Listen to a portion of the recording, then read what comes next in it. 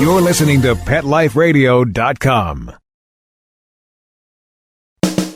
Welcome to Animal Rights on Pet Life Radio. This is your host, Tim Link, and I'm so glad you're joining us today.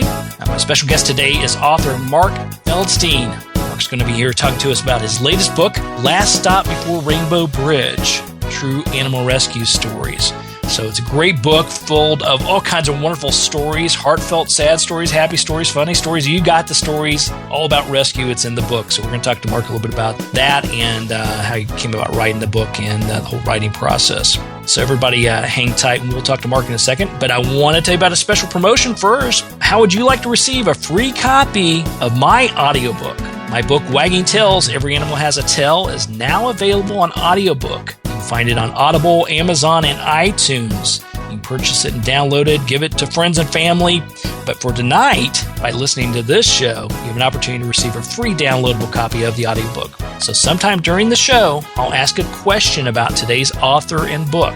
First person to email me at tim@petliferadio.com. It's tim@petliferadio.com. First person to email me with the correct answer to the question will receive a free copy of my audiobook, Wagging Tails, Every Animal Has a Tail. So listen closely and answer promptly. First one to answer correctly wins. So everybody hang tight. We'll come back with Mark Feldstein talk about the book, Last Stop Before Rainbow Bridge. Right after this commercial break, you're listening to Animal Rights on Pet Life Radio. I'm not much of a reader, but I do wish I were more well-read. There are so many great books coming out. I wish I could find a way to keep up. Audible.com makes it easy to stay well-informed and catch up on your reading simply by listening. Audiobooks from Audible turn downtime into uptime. You'll be more productive and become well-read. Now I'm able to catch up on all the great books I've been wanting to read. With Audible, I feel smarter. Pet Life Radio listeners, try Audible.com now and get your first 30 days of Audible Listener Gold membership plan free. And get a free audiobook. Choose from over 100,000 titles. To get this great deal, go to audibledeals.com. That's audibledeals.com.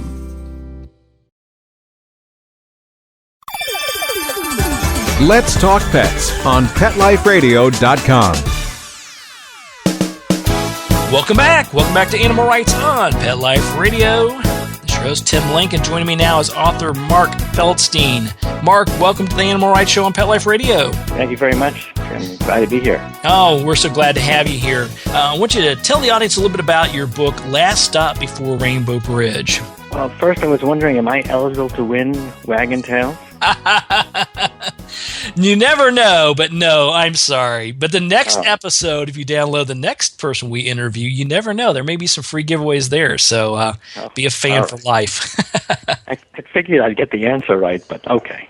Yeah, if you got it wrong, then we really would start to worry, Mark. Right. Well, Last Stop Before Rainbow Bridge is a collection of stories, true animal rescue stories that I gathered from sanctuaries and rescues and shelters from around the country, all no-kill and all nonprofit. And with the stories, how did you go about approaching the different rescues and sanctuaries? Did you already have a list of contacts and people you knew, or did you do a blanket letter? Because that seems like a very nice but very long process. It actually was a long process, especially since I have a regular full-time job during the day, so I could only reach out to rescues through email in the evenings and weekends. And the way it worked was when I decided to go forward and write this book, I began to learn about the rescue world because I was introduced to it from my father. He had a rescue ranch and had rescued hundreds of animals over the course of 20 years, all kinds, horses and dogs and cats and birds, chickens, all kinds. And when I decided to write the book, I began to reach out to all these rescues around the country and got back some wonderful comments from people who wanted to share their stories. And so we would do a phone call, and I'd type up what they told me, and then I would sit for a week or so and expand upon it and make a story out of what happened with the animals that they've rescued. Wow. Now, was that process, as far as reaching out to them, was it a challenge to find out who to contact there, or did you have a list of maybe who to contact, or was it hit or miss? It was mostly hit and miss. I went through the internet, word of mouth. Sometimes you get a story from one rescuer who would lead you to somebody else, and so on. But it was a quite a task, and it took about 8 months just reaching out, getting the story here and there, picking and choosing. My rules were few. One was that the rescue had to be no-kill, typically nonprofit, and then I just had to pick and choose what stories I thought would entertain the readers. And so taking a step back, I know you said your dad had spent many years in rescue and had the large ranch, the 270-acre ranch that was in Montana. Was that correct? That's correct, yeah. This was a guy from Brooklyn who moved to Montana, started wearing 10-gallon hats and boots. Even when I picked him up at the airport in L.A., he'd show up in his, all of a sudden, his Western outfit. Like, Dad, you're from Brooklyn. You're a New Yorker. What are you doing? Who are you and what'd you do with my father? Exactly. So, but he adopted the lifestyle. And he didn't actually get the ranch to be a rescue ranch. He only moved there to retire and have a lot of space. And all of a sudden, after one auction for charity, he and my stepmother purchased a dog named Jed. That was the start. Jed led to another dog, which led to another cat, which led to a horse, to a llama, and all of a sudden he had 300 animals on his ranch. Oh, my goodness. And did he find out mostly that eventually people found out about him and would ask him to take the animals in, or was it always him getting involved with like charity organizations, et cetera? No, people would reach out to them and say they had an animal that needed rescue. Sometimes the police would show up with a stray dog or cat and ask if they would take them on. They got their animals from all different ways. Over the years, they probably saved over 500 animals that otherwise would have been euthanized. Wow, good for them. That is fantastic. So then after all these years, and you've got a day job, obviously, you got a career, what made you want to write a book like this? Well, a couple of years ago, I went to visit Dad on the ranch, and I was given the tour. And I was amazed. Every animal had a name, and every animal had this incredible story of what had happened. And for me, rescue, it didn't mean anything to me. I was never focused on this world. I thought rescue meant someone didn't want their dog anymore and bring it to a shelter. Mm-hmm. I didn't realize that there was such a rampant problem out there with abuse of animals or overbreeding of dogs, of 6 million animals abandoned each year in this country alone. Mm-hmm. I had no idea. So after I saw what he was doing, and I came back to LA and I started researching a little bit more and finding out that these rescues work on very small budgets, usually just donations. And these people have given up careers and jobs in order to be there for these animals and start these nonprofit shelters. I realized the only way that I could really help would be to do something to raise funds for them. And that's when I thought of writing the book. By writing the book and selling it and giving them part of the profit, I can help many more animals than I would help if I just volunteered at the local shelter. Absolutely. Yeah, and I think it's a brilliant thing. Obviously, the book was well put together. Loved the stories and loved how you put all that together. And your mission and purpose for it is spot on as well. So congratulations to you on that. Thank you. All right, well, we're going to take a quick commercial break here and give our sponsors a chance to tell us about all the goodies they have. But everybody hang tight. We're going to come back and talk to author Mark Feldstein about his book, Last Stop Before Rainbow Bridge, True Animal Rescue Stories. You're listening to Animal Rights Show on Pet Life Radio. Sit. Stay. We'll be right back after a short pause. Well, 4 to be exact.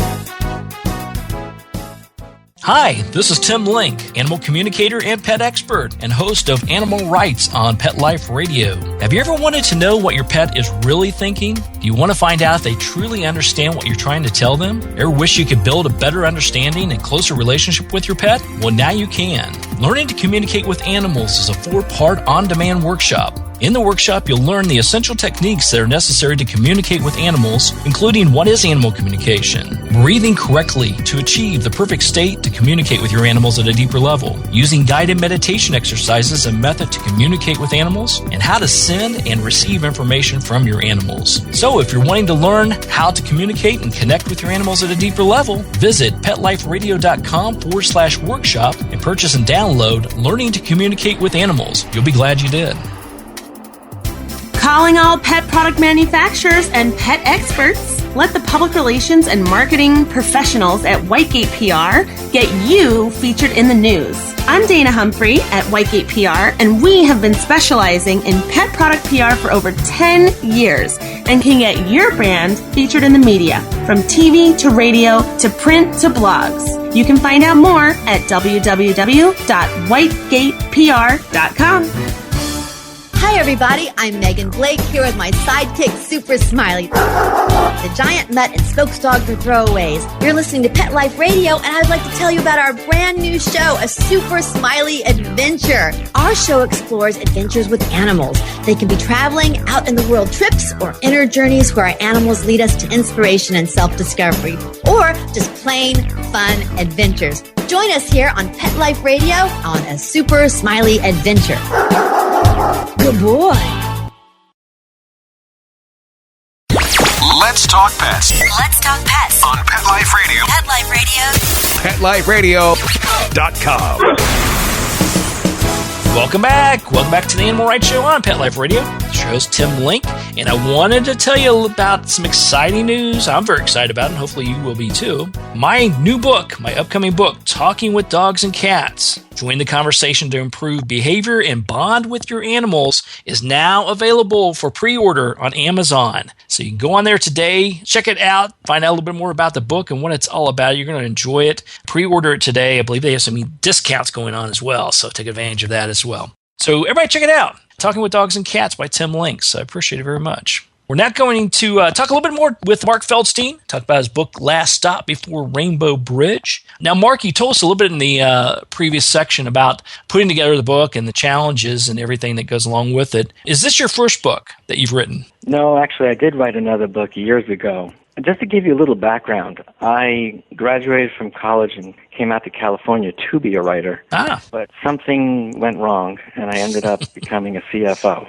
And how I switched from right brain to left brain, I'll never figure out. But I did do some writing back in those early days, and I just needed to have a steady paycheck because my landlord, he kind of appreciated the steady rent. Yeah, they're funny that way, aren't they? Yeah. So I wrote a book, though, back then, a cookbook of all things. And that was fine, and I self-published it. In those days, it was a little bit harder than it is today. And that did well, but then I had to focus on my career. And now, after all these years of providing for my family and being a CFO and sales manager, I decided I wanted to get back to writing. So this seemed like a perfect opportunity. Yeah, a great cause, great mission, something that's touched your heart, and you can write about it. Did you find it challenging to get back in that writing mode, or was it something you just fell back into naturally? Actually, I just fell back into it naturally. I figured out that you can't eat an elephant like this except one bite at a time, as the old saying goes. So basically, not to say that I'm talking about elephants in my pet book, it was a matter of a little bit every single night. So if I were just to do one page, I felt satisfied, and I put it down and worked on some more the next night. And over time, it slowly builds, and I ended up with a 320-page book. Wow, that's amazing. Now, when you went into it, did you think, okay, I'm going to focus on doing a page a night, a chapter a night, whatever it may be, or was it when you're tired or when you've exhausted your ideas, you'll leave it alone, whether it's one page or 20 pages? Actually, my wife was the one who decided for me. When she started yelling for me to come upstairs, that's when I was done. Good man. Learn those lessons early, especially if she's sitting right beside you right now. That's always a killing. No, but she's going to listen to this later. There you go. Big kudos. Smart man. I tell you, that works out well. Yeah, it's interesting with writing. I love talking to writers and authors and bloggers and about their whole process. And some are very strategic, very methodical. They just will not leave their room or their little writer's shed, until they've gotten at least X number of words down on paper. And others are like, whenever it moves them, whenever they have the idea, whenever they feel they've got the creative juices to put some things down, they go for it. And of course, being a married man, I definitely understand when the wife calls, then that's when you're done writing for the night. Right. Especially when you're working a day job of 10 hours a day. She wants to see me. Yeah, it would be good. When she doesn't want to see and she wants you to write all the time, then you have something to worry about, Mark. That's true. I'll keep that in mind for the sequel. Exactly. There you go. Well, then tell us about it. I know you're going to be writing a sequel to it, and it's great because there's just so many stories, and getting the message out there I think is very important, and you're doing a great job of that. How's that coming along? Are you starting that process already? Is that something that is more of get this book out there and get it going and then come back to the sequel? How's that process working? Actually, I started that process right away because I felt that once I got into the mode of writing again, I wanted to keep it going. But also, I had a lot of confidence that the book was going to do well and that I would be able to contribute to these shelters. And I felt if I can keep going and my readership would keep purchasing the book so I can keep helping the shelters, then it's a perfect marriage. So I'm planning at least 3 books. Oh, that's fantastic. Well, we'll definitely we'll keep posted on that for sure and get you on here to talk about those books as well. Now, Mark, when everybody picks up a copy of the book, Last Stop Before Rainbow Bridge, True Animal Rescue Stories, after they've read the book, what would be the one thing that you would hope that they walk away from after reading the book? What do you want them to walk away with? I'd like them to be motivated to do something more. If they could volunteer or donate to shelters in their area or foster. A lot of people don't realize that they can simply foster an animal briefly while the shelter is looking for a permanent home. I mean, somebody who doesn't want to have an animal living with them forever, they can just help out. Or they can be part of the process of helping these shelters by being cuddle partners. For example, some of the shelters would like people to just come in and hold the animals, get them socialized again, because a lot of these animals, they've been out on the streets and they haven't been in contact with humans for a while, so they need to be re-socialized. If I could motivate those kinds of behaviors out there, then I've more than done my job. Excellent. And I think it's a good thing. That's good on you because you're absolutely right. There's the littlest things that you can get involved with to help rescue organizations. And I know that's how I got involved. You know, we did our tithing of our funds where we could, and then we bring gifts to the shelter. And next thing you know, we were walking the dogs and playing with the cats. And then, of course, from my sales and doing understanding how to do fundraising, et cetera, that helped out. And next thing I know, I'm a president of a rescue organization. I did that for a while. So you don't have to take all those steps. Just simply coming by and helping out, supporting them, playing with the animals and giving them love, fostering, all those things can go a long way. And I think when you say also from even a CFO standpoint or my background in sales, those things are needed at rescues also, aren't they? Absolutely. I mean, there's all kind of ancillary support processes people can get involved in. For example, the courts are far behind in what is needed to protect the rights of animals. The courts treat animals as property, and in many states, animals are not protected in any way. Somebody can mistreat or abuse their pet, and the courts won't do anything about it.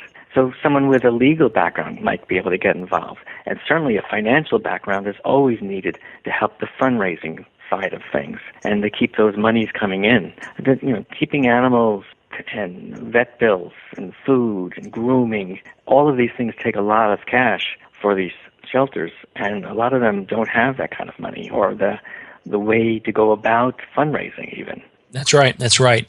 So taking your skill sets, whether it's your professional skill sets or the things that you have as your talent or just simply your time helping rescues out, they'll take all of that as much as you can give them. Exactly. Yeah. Now, Mark, where can people find out more about you and the book and all your activities going on? They can go to my website, which is easy to remember. It's just laststopbeforerainbowbridge.com.